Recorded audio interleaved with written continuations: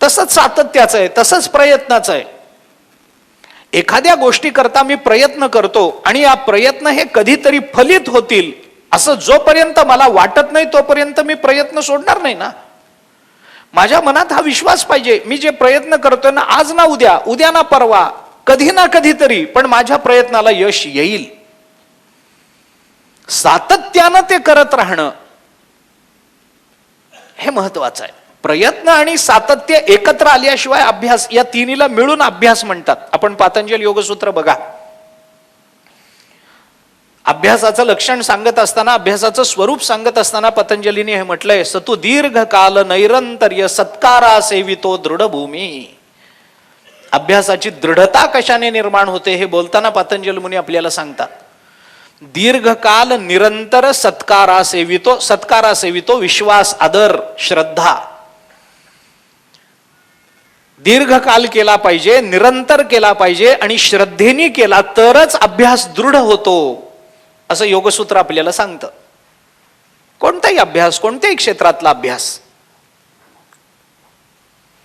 म्हणून अंतःकरणामध्ये भय निर्माण झालं, हा मनोविकार आम्हाला पारमार्थिक साधनामध्ये प्रवृत्त होऊ देत नाही. आणि साधनेची अप्रवृत्ती ही कधीच साध्याची प्राप्ती होऊच शकत नाही. साधनच जर सुरू झालं नाही तर साध्य कसं प्राप्त होणार. याच्याकरता पारमार्थिक चिंतनामध्ये, साधनेमध्ये, साधन प्रवृत्तीमध्ये, साधन कालामध्ये, साधनेच्या सातत्यामध्ये आम्हाला भयाला स्थान देता येत नाही. अंतःकरणामध्ये भय निर्माण झालं, निर्भय विश्वास.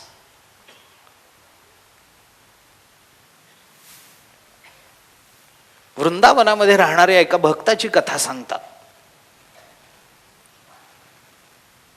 एक भक्त तप करत होता,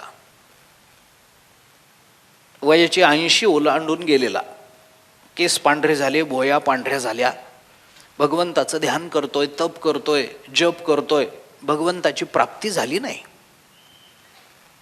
कधी तारुण्यामध्ये बसला होता, देव जाणे 60-70 वर्ष त्याचा जप तप चालूच होतं, पण भगवंताचं स्वप्नातही दर्शन नाही. पण त्याची साधना चालू होती. एके दिवशी साधनेला बसता बसता सकाळच्या वेळेला समोरून नारद महर्षी जाताना दिसले. महात्मा चालला, बसतोच होता पण साधनेला दर्शन झालं, चांगला संकेत आहे असं वाटलं. गेले नारदांच्या जवळ, दर्शन घेतलं. नारदांना विचारलं, नारदा कुठे? म्हणे वैकुंठात चाललोय भगवंताच्या दर्शनाकरता. त्याला इतकं छान वाटलं. तो म्हणला, नारदा किती भाग्यवान होतो मी. म्हणाल तेव्हा देवाचं दर्शन होतं तुम्हाला, काय अधिकार तुमचा मोठा. आम्हाला झाला नाही अजून, साक्षात्कार नाही, काही नाही, मी इथं तप करत बसलो. नारद म्हणाले ठीक आहे. त्यांनी सांगितलं, नारद माझं एक काम कराल का? करतो. काही नाही, कराच असा आग्रह नाही, लक्षात राहिलं तर करा. करतो, सांगा ना. त्यांनी सांगितलं काही नाही, आता तुम्ही वैकुंठाला जाल, भगवंताचं दर्शन घ्याल, तर दर्शन घेऊन झालं, तुमचं सगळं बोलणं, गप्पा काय जे असेल ते सगळं तुमचं झालं की लक्षात राहिलं तर देवाला असं विचारा की मला कधी दर्शन देणार आहेत. मी इथं गेली 80-90 वर्ष तप करत बसलोय, उगी लक्षात राहिलं तर विचारा. आग्रह नाही, माझ्यासारख्या क्षुल्लक माणसाचं काय म्हणून तुम्ही लक्षात ठेवावं, पण लक्षात राहिलं तर विचारा. नारद म्हणाले विचारतो की एवढं काय. नारद गेले, देवाबरोबर काय बोलणं व्हायचंय ते झालं. देवाला काय सांगायचं होतं, कुणाबद्दल काय भरवून द्यायचं होतं, ते सगळी कामं नारदांनी केली. देवाचा निरोप घेऊन निघणार. निघता निघता नारदांना आठवलं आणि नारदांनी देवाला विचारलं, देवा आत्ता येता येता तो भक्त झाडाखाली मला भेटला, तप करत बसलाय, तुमचं चिंतन करत बसलाय, त्याला कधी दर्शन देणार आहात? जाता जाता सांगतो त्याला, म्हणजे बिचाऱ्याला आनंद होईल. भगवंताने विचारलं, कोण भक्त? असे कितीतरी बसतात, कोणता म्हणता? नाही नाही, मी येताना आत्ता झाडाखाली बसला होता, हा मुक्त मग. भगवंतानी जाणलं. भगवंतानी सांगितलं, असं आहे म्हणे नारदा, त्यांनी जर तुम्हाला विचारलं असेल की मी कधी दर्शन देणार आहे, तर जाता जाता त्याला असं सांगा की तो ज्या झाडाखाली बसलाय त्या झाडाला जेवढी पानं आहेत तेवढ्या वर्षानंतर दर्शन देणार आहे. सांगा त्याला, ज्या झाडाखाली तो बसला त्या झाडाला जेवढी पानं आहेत तेवढ्या वर्षानंतर दर्शन देतो म्हणून सांगा. योग असा की तो ज्या झाडाखाली बसला होता ते झाड होतं चिंचेचं.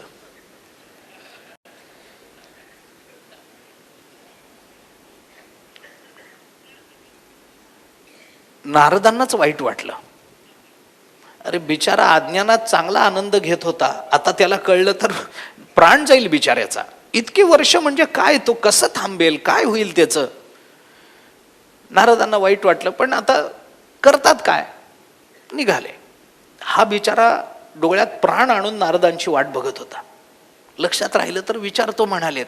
विचारल्यानं भगवंताने काही उत्तर दिलं तर आनंद आहे. संध्याकाळी नारद येताना दिसले, ताबडतोब उठला, पुन्हा नमस्कार. नारदा, देवाची भेट झाली? झाली. बोलणं झालं? झालं. माझं लक्षात राहिलं, आता हो म्हणून सांगावं तरी पंचायत, नाही म्हणून बोलावं तरी खोटं कसं बोलावं.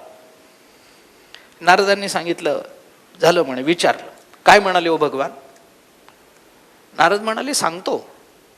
सांगा ना, काय म्हणाले भगवान? नारदांनी शेवटी सांगितलं. नारदांना वाटलं आता हा रडणार, आरडाओरडा करणार, देवाच्या नावानं कंठशोष करणार, तिथं ओरडणार, साधना सोडून निघून जाणार. ही काही पद्धत आहे का म्हणणार, देवाला काही दया माया आहे का नाही म्हणणार. पण नारदांनी त्याला सांगितलं, मी देवाला विचारलं, देवाने असता तुला निरोप दिलाय की तू ज्या झाडाखाली बसलायस त्या झाडाला जेवढी पानं आहेत तेवढ्या वर्षानंतर दर्शन देतो. नारदांना वाटलं तो आता शिव्या देणार, देवाचे दोष सांगणार, तू निष्ठुर निर्गुण म्हणणार, तुम्हाला आमचं स्मरण नाही, तुम्हाला आमचं काही वाटतच नाही असं म्हणणार, साधना सोडून निघून जाणार, वेळ लागेल त्याला असं वाटलं. आणि नारदांनी सांगितलं, तू ज्या झाडाखाली बसलायस त्या झाडाला जेवढी पानं तेवढ्या वर्षानंतर दर्शन देतो म्हणाले. त्यांनी झाडाकडे बघितलं, चिंचेचं झाड, पानं किती सांगता येत नाहीत. नारदांना वाटलं याला वेड लागलं आणि तो भक्त आनंदानं नाचायला लागला. नारदांना वाटलं बिघडलं का, झालं बिघडलं, वेड लागलं याला. नारदांनी त्याला थांबवलं, विचारलं, अरे तुला कळलं ना मी काय सांग? कळलं ना, तरी नाचतोच, म्हणूनच नाचतो. अरे हे झाडाला किती पानं आहेत तेवढ्या वर्षानंतर? नारदा, कळलं मला, या चिंचेच्या झाडाला जेवढी पानं आहेत तेवढ्या वर्षानंतर भगवान मला दर्शन देतो म्हणालेत, म्हणूनच नाचतोय. नारदांनी विचारलं, अरे वेड्या, रडण्याची परिस्थिती आहे, तुला कळतं का किती वर्ष जाणार, ती तुझे किती जन्म याच्यात जाणार, कळतं का वेड्या? तर ते काही असू दे, मी नाचतोय, मला आनंद झालाय. त्याने विचारलं, नारदांनी, अरे याच्यात आनंद मानण्यासारखं काय आहे? त्यांनी सांगितलं, इतक्या वर्षानंतर का होईना पण दर्शन देतो म्हणालेत ना, बस आहे मला, माझा विश्वास आहे परमात्मा दर्शन देणारच आहेत. अशा निर्भय विश्वासासह जोपर्यंत साधक साधनेमध्ये प्रवृत्त होत नाही तोपर्यंत त्याची साधना पूर्णत्वाला जात नाही. अविश्वास साधनेमध्ये फार मोठा प्रतिबंध आहे. एके ठिकाणी पाऊस पडला नाही म्हणून यज्ञ केला, पाऊस पडला नाही, 7-8 वर्ष पाऊस पडला नाही, दुर्भिक्ष निर्माण झालं. मग कोणीतरी सांगितलं यज्ञ करा. मग ते काशीचे कोणी ब्राह्मण बोलवले, मोठा यज्ञ, त्याच्याकरता पैसा जमवला, अमुक केलं तमुक केलं. यज्ञाच्या शेवटच्या दिवशी सगळ्या गावाला निमंत्रण दिलं. यज्ञाचा प्रसाद घेण्याकरता सगळ्यांनी यज्ञ मंडपामध्ये यावं. सगळं गाव जमलं. एक लहान मुलगा आपल्या वडिलांबरोबर तिथं गेला यज्ञ मंडपामध्ये. मुलाला काही माहित नाही. मुलांनी वडिलांना विचारलं, बाबा कशा करता हे सगळं चाललंय? अरे म्हणे, पाऊस पडला नाही ना आपल्याकडे, पाऊस पडावा म्हणून यज्ञ केलाय. त्या मुलाने वडिलांना विचारलं, याच्यानं पाऊस पडेल? वडिलांनी सांगितलं, हा पडेल, आता एवढा खर्च केलाय, कोणीतरी शहाण्याने सांगितलंय म्हणल्यानंतर पडेल बाबा, काहीतरी होईल. त्या मुलाने बघितलं आणि मुलगा म्हणला, बाबा पाऊस पडत नाही. बाप म्हणाला, हळू बोल, तुलाही मारतील मलाही मारतील, आधीच पैसे नाहीत कुणाकडे, थोडेफार पैसे जमवून कसा बसा यज्ञ केलाय आणि त्याचंही फल मिळणार नाही म्हणून म्हणतोस?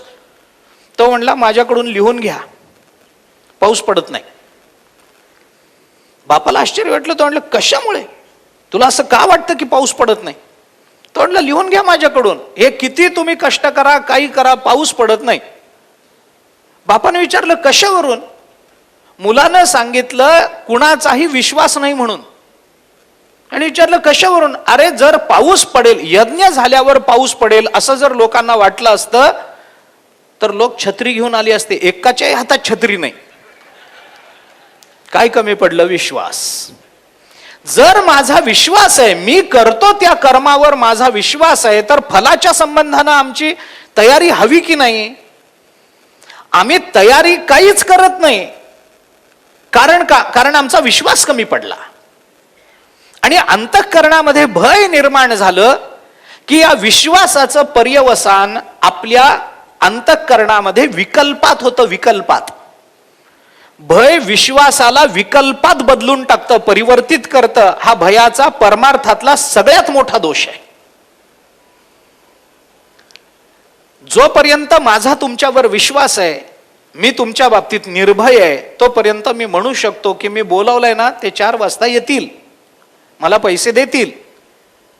पण माझ्या अंतःकरणामध्ये तुमच्याबद्दल भय निर्माण झालं की मग तो जो विश्वास असतो त्या विश्वासाचं पर्यवसान विकल्पात होतं. येतील का नाही कोण जाणे. हा विकल्प, अरे जो विश्वास होता तोच विकल्पात बदलतो. पण विश्वासाचा विकल्प होण्याकरता मध्ये भय यावं लागतं. आणि हे भय आलं की विकल्प निर्माण होतात. आणि विकल्प झाले की स्थैर्य नाही, चित्ताला शांती नाही, चित्त दोलायमान होतं, संदिग्धता निर्माण होते. आणि जेव्हा माणसाच्या मनामध्ये एकापेक्षा अनेक विषय एकाच वेळेला समोर येतात, त्यावेळेला ते चित्त अस्थिर होतं.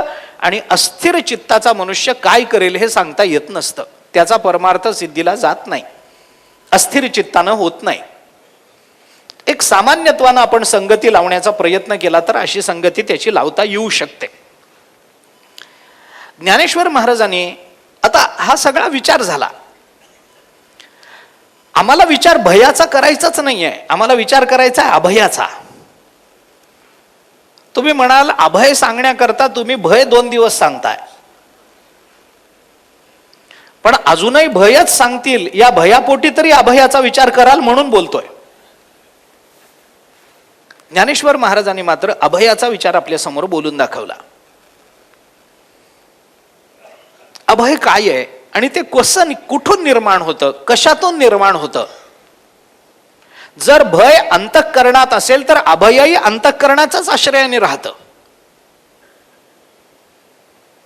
भय म्हणजे विकल्प असेल तर अभय म्हणजे निश्चय आहे. भय म्हणजे भीती असेल तर अभय म्हणजे धाडस आहे. भय आम्हाला सातत्य ठेवू देत नसेल तर अभय आम्हाला ज्याच्याबद्दल सातत्य ठेवायचं आहे त्याबद्दल एकरूप बनवतं, त्याच्याबरोबर एकरूप बनवतं. कसं अभय निर्माण होईल? ज्ञानेश्वर महाराजांनी 3 भूमिका त्या संबंधाने मांडल्या. 3 भूमिका, या 3ही भूमिका मी आपल्या समोर ठेवतो. ज्ञानेश्वर महाराजांचं व्याख्यान आधी पहा.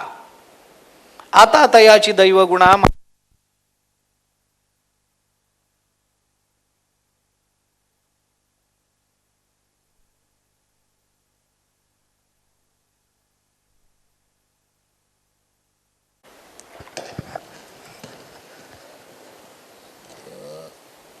कोणाचे लहान मुलं जर रडत वगैरे असतील तर त्यांनी कृपया बाहेर थांबावं.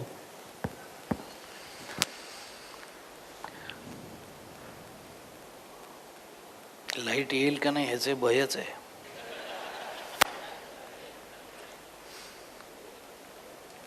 काय अभय कसं निर्माण होतं? ज्ञानेश्वर महाराजांनी 3 भूमिकांमधून आपल्याला हे सांगितलंय. मी या 3ही भूमिका आपल्यासमोर ठेवणार आहे. थोडेसे संकोचाने ठेवणार आहे, पण 3ही भूमिका आपल्यासमोर ठेवतो. आपण परमार्थाचा विचार करत असताना वेदापासून ते संत वाङ्मयापर्यंत या सगळ्यांनी आपल्याला 3 साधनांचा विचार बोलून दाखवला आहे. एक आहे कर्म, दुसरं आहे ज्ञान आणि तिसरी आहे भक्ती. 3 साधनं. एवं कांडत्रय रूपिणी श्रुतीचं हे कोडीसवाणी गीता पद्यरत्नांची लेणी लिहिली आहे. ज्ञानोबा यांनी गीतेबद्दल बोलताना कांडत्रय रूपिणी असं म्हटलंय. 3 कांडामध्ये विभागली गेलेली. वेदही 3 कांडाचा आहे, गीताही 3 कांडाची आहे, ज्ञानेश्वरी 3 कांडाची आहे, गाथा 3 कांडाचा विचार करणार आहे. 3 कांड कोणती? एक कर्मकांड, एक ज्ञानकांड, उपासनाकांड, अशा 3 भूमिकांचा विचार करा. मला या 3ही भूमिकांमधून आपण कोणत्या मार्गाचा अवलंब करतोय याच्याशी आत्ता मला काही कर्तव्य नाही आहे. त्या तपशिलात मी जात नाही. याच्यामध्ये समन्वयाची भूमिका त्या 3 साधन संपदेमध्ये कशी ठेवायची असते वगैरे हा माझा विषय नाहीये. पण 3ही मार्गाने जाताना आपल्याला अभयत्वाची प्राप्ती करून घेता येते एवढंच मला सांगायचं आहे. म्हणून ज्ञानेश्वर महाराजांनी ज्या 3 भूमिका मांडल्या त्या 3ही भूमिका मी आपल्याला सांगतो. याच्याकरता पहिल्यांदा ज्ञानेश्वर महाराजांच्या या 4 ओव्या काय आहेत याच्या खालच्या, ज्या अभय कसं निर्माण होतं आणि अभय म्हणजे काय याचं प्रतिपादन करणारे आहेत, तेवढ्या मी आपल्याला सांगतो. आपण रोज म्हणतोय आता तयाची दैव गुणा माझी धुरेचा बैसणा बैसे तया अकरणा अभय ऐसे, याला अभय असं म्हणतात, जो सर्व गुणांमध्ये प्रमुख आहे. काय बाबा, ज्ञानेश्वर महाराजांनी पहिल्यांदा दृष्टांताने आपल्याला सांगितलं. ज्ञानोबा म्हणतात, तरी न घालूनी महापुरी न घेपे बुडणी याची शियारी का रोग न गणिजे घरी पथ्याची आहे. ज्ञानेश्वर महाराज काय म्हणतात की ज्या गोष्टीचा आपल्याला भय आहे, उदाहरण त्यांनी काय दिलंय, उदाहरण पहिल्यांदा सरळ अर्थ सांगतो आणि मग पुढे जातो. जो महापुरामध्ये उडीच घेत नाही त्याला बुडण्याचं भय राहील का? राहणार नाही. जो पथ्याचं आचरण करेल त्याला रोगाचं भय राहील का? राहणार नाही. दृष्टांत देऊन ज्ञानोबा पुढे सिद्धांत सांगतात, तैसा कर्मा कर्माची या मोहरा उठून दोन्ही अहंकारा संसाराचा दरारा सांडणे येणे. त्या पद्धतीनं कर्मामधला अहंकार आपण जर बाजूला टाकला तर संसाराची भीती निवृत्त होते, अभयत्व आपल्याला प्राप्त होतं. अथवा किंवा ऐक्य भावाचे नि पैसे, आपल्या अंतःकरणामध्ये ऐक्य भावाचा पैस म्हणजे विस्तार झाला. म्हणजे काय झालं, म्हणजे ऐक्य भावाचा जो विचार, अद्वैताचा जो विचार आहे तो अंतःकरणामुळे दृढ झाला. ऐक्य भावाचे नि पैसे दुजे मानोनी आत्मा ऐसे. भय का निर्माण होतं? द्वैतात निर्माण होतं. दुजेपणात भय आहे. दुजे जव जव घडे तव तव संसार भय जोडे, आहे की नाही? दुजेपण आहे ना, स्वभिन्नतेत भय निर्माण होताना मग जे स्वभिन्न आहे तेच आपलं आत्मतत्व आहे असं मानलं की जी भावना निर्माण होते त्याला अभय असं म्हणतात. ऐक्य भावाचे नि पैसे दुजे मानोनी आत्मा ऐसे भय वार्ता दशे दवडणे जे, याच्याने भय निवृत्त होतं. किंवा आणखीन एक विचार ज्ञानोबारांनी बोलून दाखवला, पाणी बुडवू ये मुठाते ते मीठची पाणी आते तेवी आपण झालेनी अद्वैते नाशे भय. आणि असं सगळं सांगून या 3 भूमिका सांगून शेवटी त्याचा समारोप करताना ज्ञानेश्वर महाराज म्हणतात, अगा अभय येणे नावे बोली जे ते हे जाणावे. त्याला अभय असं म्हणतात, ते हे आहे. आता 3 भूमिका आहेत, मी सरळ सांगत राहतो, विस्तार करणार नाही. वेळ आपल्याला आज कमी आहे थोडासा, तथापि थोडासा विचार त्याचा सांगून पुढे जातो. याच्यामध्ये काय आहे, एक कर्म विचार आहे, एक ज्ञान विचार आहे आणि एक भक्तीचा विचार आहे. या 3ही साधन संपदेमध्ये आपल्याला अभयत्व प्राप्त करून घेता येतं. कर्म मार्गानं जाणाऱ्यानं अभय कसं प्राप्त करून घ्यावं, ज्ञान मार्गानं जाणाऱ्यानं अभय कसं प्राप्त करून घ्यावं आणि भक्ती मार्गानं जाणाऱ्यानं अभय कसं प्राप्त करून घ्यावं याचा विचार इथं बोलून दाखवला. तेवढाच विचार मला बोलायचा आहे, थोडासा दृष्टांतानं बोलतो. कर्म करणारा मनुष्य ज्या वेळेला कर्म करतो त्यावेळेला मनुष्याला त्या कर्माच्या फलाची भीती वाटत राहते. पाप करणाऱ्या माणसाला पापाचं भय आहे की नाही, तर आहे. त्यावेळेला त्याला ते मानायचं नसेल, त्यावेळेला त्याच्या अंतःकरणामध्ये निर्माण झालेला लोभ इतका तीव्र असतो की तो लोभ आपल्याला परिणामाचा विचार करू देत नसतो. खोटं बोलून काही पैसा मिळवणारा, खोटं बोलून काहीतरी वस्तू मिळवणारा किंवा काही एखादं पापकर्म करणारा, त्याला परिणाम कळत नसतात का? कळतच असतात, कळतच असतात. पण त्यावेळेला अंतःकरणातली ती जी वासना असते, अहो मला सांगा, या सिगारेट ओढणाऱ्या माणसांना माहिती नसतं का हो सिगारेट ओढणं चांगलं नाही हे?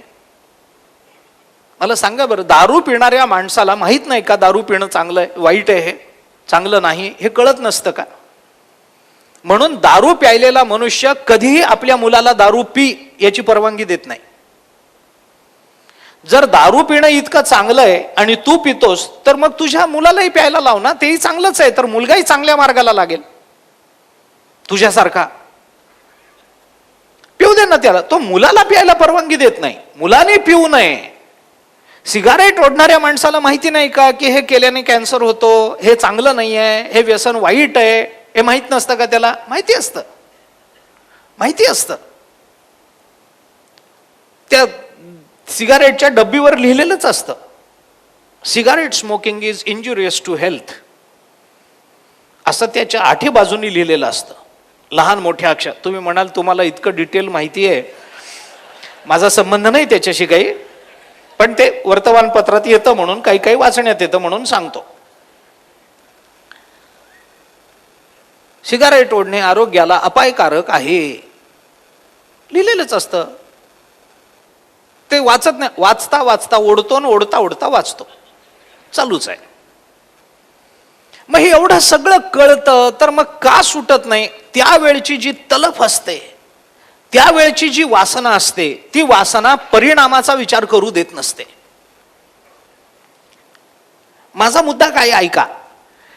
पाप करणारा किंवा वेदांत दृष्टीने किंवा कर्म विपाकाच्या दृष्टीने, कर्मशास्त्राच्या दृष्टीने जरी विचार केला तरी पुण्य कर्म करणाराही, या पाप किंवा पुण्य करणाऱ्या कुणालाही अंतःकरणामध्ये पुनर्जन्माचं भय राहणारच आहे. आणि वेदांत दृष्टीने सगळ्यात मोठी आपत्ती जर जीवावर कोणती असेल तर जन्म आणि मरण हा सगळ्यात मोठा दोष मानला. जन्माला येणं आणि मरणं, वेदांत याला चांगलं म्हणत नाही. विकार विकार विकार म्हणतात ते वेदांत दृष्टीने एकच विकार आहे, जन्म आणि मरण. जन्माला येणं, कर्म करणं, पुन्हा मरणं, केलेल्या कर्माच्या जोरावर पुन्हा जन्माला येणं, पुन्हा जन्माला आला म्हणून कर्म करणं, पुन्हा प्रारब्ध संपलं म्हणून मरणं, आणि पुन्हा केलेल्या कर्माच्या जोरावर जन्माला येणं, हे चालूच आहे. कधी थांबणार? उपजेते नाशे नाशिले पुनरपि दिसे, हे घटिका यंत्र जैसे परिभ्रमेगा, चालूच आहे की. हे काही थांबलंय का? किती वेळा जन्म यावे, नित्य व्हावे फजित, म्हणून जीव भ्याला शरण गेला विठोसी. याचा विचार पुढे. तो जीव घाबरतो. किती जन्म झाला फेरा, गणित नाही जी दातारा. किती वेळेला हे आम्ही करणार आहोत? किती वेळा जन्म यावे, नित्य व्हावे फजित. नित्य शब्द वापरला. किती वेळा जन्म यावे, किती व्हावे फजित असं पाठ नाही, नित्य व्हावे फजित असं पाठ. कारण का? तुकोबारांची रचना आहे, चूक असणं संभवतच नाही, शक्यच नाही.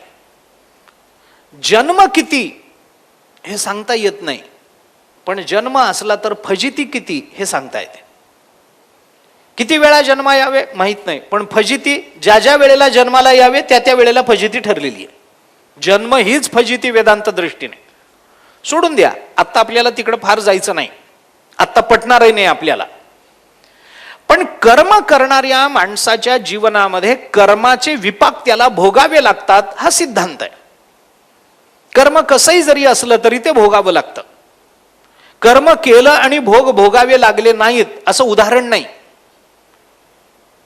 आणि एखाद्या वेळेला भोग भोगावा लागलाय पण त्यांनी त्याचं कर्म केलेलंच नसेल असंही उदाहरण नाही. केलेलं वाया जातं असंही उदाहरण नाही, आणि न केलेलं भोगावं लागतं असंही उदाहरण जगाच्या पाठीवर नाही. याला अकृत अभ्यागम आणि कृत प्रणाश असं म्हणतात. वेदांतात हे कर्मातले दोष मानले गेले. सोडून द्या, अकृत म्हणजे न केलेलं, त्याचा अभ्यागम, त्याचा भोग भोगावा लागणं असं होत नाही. आणि कृत म्हणजे केलेलं, त्याचा नाश झाला असं होत नाही. आपल्याला भोगावं तर लागणार. आज ना उद्या, उद्या ना परवा, परवा ना तेरवा, या जन्मी नाही पुढच्या जन्मी, त्याच्या पुढच्या जन्मी. पण अवश्यमेव भोक्तव्यम कृतम कार्य शुभाशुभम ना भुक्तम क्षीयते कर्म कल्पकोटी शतैरपी. आपल्याला कल्पना आहे का नाही मला माहित नाही. पण जाता जाता सांगतो, एखाद्या सिद्धांताच्या मांडणीमध्ये कदाचित विकल्प निर्माण होऊ शकतात. अद्वैताची मांडणी केली, द्वैत मतवाद्याला पटणार नाही. त्यांनी केली, विशिष्टाद्वैत्याला पटणार नाही. त्यांनी केली, शुद्धाद्वैत्याला पटणार नाही. त्यांनी केली, सांख्यांना पटणार नाही. त्यांनी केली, न्यायाला पटणार नाही. वेदांत दृष्टीनं किंवा स्वरूपाचा विचार ज्ञान दृष्टीनं करत असताना मतभेद निर्माण होतात. पण इतकी सगळी शास्त्र, इतकी सगळी दर्शनं भारतीय तत्वमीमांसा करतात, पण यांच्यापैकी कुणाचंही कर्माच्या बाबतीत मतभेद दिसत नाहीत. मग ते सांख्य असो, ते नैयायिक असो, ते वेदांती असो, ते द्वैती असो, अद्वैती असो, विशिष्टाद्वैती असो, द्वैताद्वैती असो, शुद्धाद्वैती असो, कोणी असो, कर्म केलं आणि ते भोगावं लागतं. याच्याबद्दल कुणाच्याही मनामध्ये कधीही विकल्प नाही, कधीही किंतु नाही आहे. कारण याचे अनुभव आहेत, हे चुकत नाही. कर्म विपाकासारखी, आता शब्द वापरतो, मुद्दाम वापरतो, मराठीतला शब्द म्हणून वापरतो, ॲक्युरसी. कधीच कुठल्याच शास्त्रामध्ये तुम्हाला दिसणार नाही. कर्म कधी फसत नाही. मी आपल्याला गंमत सांगतो, एखाद्या वेळेला जुळ्या मुलांमध्ये आई फसेल, हा राम आहे का श्याम आहे, पण कर्म फसत नाही. रामचं कर्म श्याम कधी भोगणार नाही आणि श्यामचं कर्म राम कधी भोगणार नाही. आई फसेल, जन्मदात्री फसेल, हा राम आहे का श्याम आहे. जुळी मुलं आहेत ना, मग कोणता कोण आहे कळणार नाही. राम म्हणून श्यामलाच दोनदा आंघोळ घालेल. आई फसेल, पण कर्म कधीही फसत नाही, फसणार नाही. रामचं कर्म चुकून श्यामनी भोगलंय असं कदापि आतापर्यंतच्या इतिहासात झालं नाही, पुढे होण्याची शक्यता नाही. इतका काटेकोरपणा कोणत्या सिद्धांतात आहे सांगा. कर्माचं फल तर आम्हाला भोगावं लागेल, हे फल आहे. आणि मनुष्य ज्या वेळेला कर्म करून जातो, का भोगावं लागेल, कारण ते तिथं आहे म्हणून भोगावं लागेल. कधी भोगावं लागेल, कल्प कोटी शतैरपी, 100 वर्षानंतर, कोट्यावधी वर्षानंतर, उद्या, पुढच्या जन्मी, दुसऱ्या वर्षी, कधी का असेना, पण भोगावं लागेल. याच्याबद्दल कुणाच्याही मनात संदेह नाही. आपण मराठीत म्हणतो, करावे तसे भरावे. नाथ महाराज म्हणतात, केले कर्म झाले, तेची भोग आले, उपजले मेले ऐसे किती. ते भोगावं तर लागणारच आहे. कुणाला, भल्या भल्यांना भोगावं लागले, देव सुटले नाहीत याच्यातून. अवश्यम भावी भावानाम प्रतिकारो भवेद यदि तदा दुःखैर न लिप्पेर नल राम युधिष्ठिरहा. कुणाला सोडलं नाही. रामाला कर्म चुकलं नाही. कर्मे श्रीराम वनवासा गेला, कर्मे रावण क्षयो पावला, कर्मे दशरथ वियोगे मेला, वियोग घडला सीतादेवी. ज्ञानोबरायांचा अभंग आहे, परियसी गव्हारा सादर, कर्मे निर्वंश झाले सगर, भिल्ले विंधिले शारंगधर, झाला पुरंदर सहस्त्र नयन, कर्मे मनमथ झाला से राख. बघा सगळा अभंग, आपण किती उदाहरणं ज्ञानोबरांनी दिली आहेत.